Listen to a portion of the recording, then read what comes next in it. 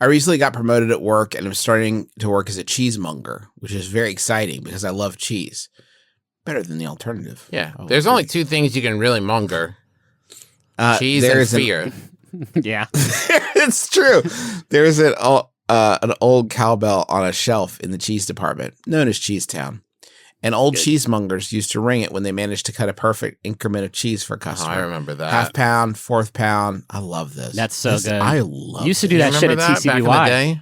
Did you? Yeah, if we could get a perfect 7-ouncer on a small or I forget the exact sizes, but there wasn't a bell, but I would treat myself to just a fistful A of... small was nearly a half pound of yogurt? Yeah, I guess so. Damn, Griff. The country's most generous yogurt were like... Yeah, nobody hey, you really know I used- didn't set that.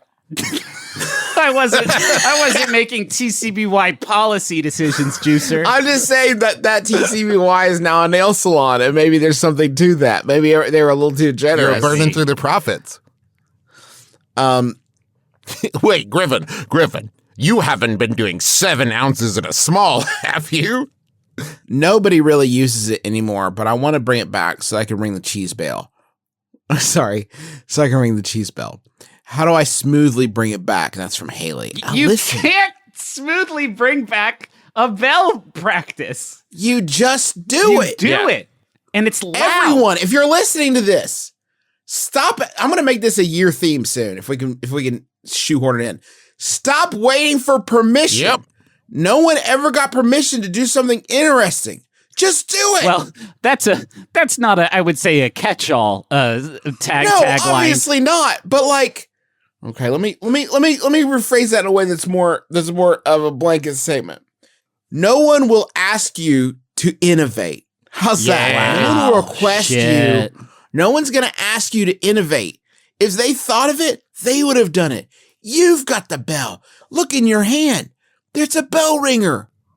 This is that. Peel that away. is so in line with what I was going to say, Joseph, which my advice is ring it, right? And then someone says, what are you doing? Just no couching. Just say, that's what you do when you cut a perfect increment. Not, I thought we could start doing this, or that's what they used to do. Just statement of fact. This is what's done. This is what you do, right? This is how it's done. And maybe they've worked there longer than you, or they're new. It doesn't matter. If you make it a statement of fact, this is what you do. We've when you always done this. Then they will be like, oh, I didn't know that. That's the only response to that kind of confidence.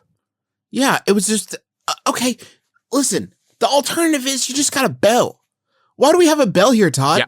If we're not supposed to be ringing it when we cut a perfect increment. Yeah. I will say, but along these same lines, one time I was at a Trader Joseph's, and there's a bell there hanging next to the checkout, and I mistakenly believe that one rings that bell when it's like, hey, I got good service and I want everyone to know.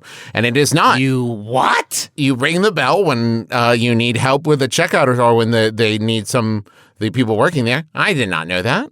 I thought it was for customers to be like, great job, Trader Joe's. Ring a ding ding ding. Yeah.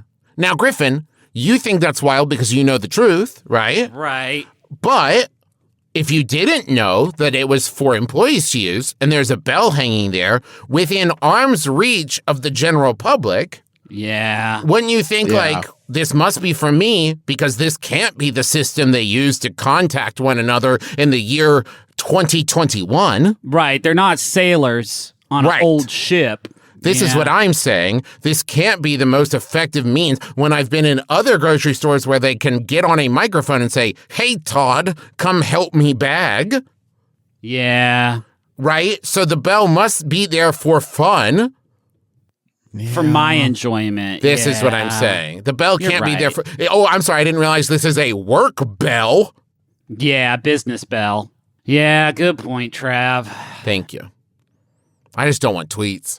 I bet that. Venom's back. Oh, hell yeah, man. Fuck yeah. With Carnage and shit. Yeah, Carnage is in it. I hope Spider-Man's in this one.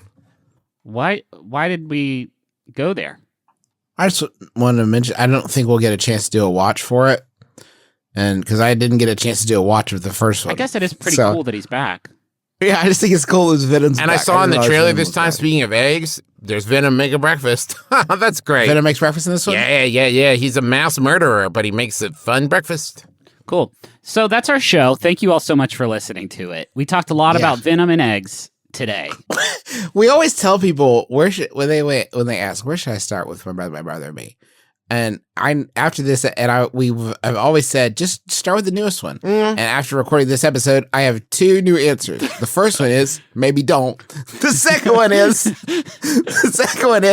just pick one other than this one. Yeah, or check out 579 or 581. Those are 2 really good ones. We need a great place to start.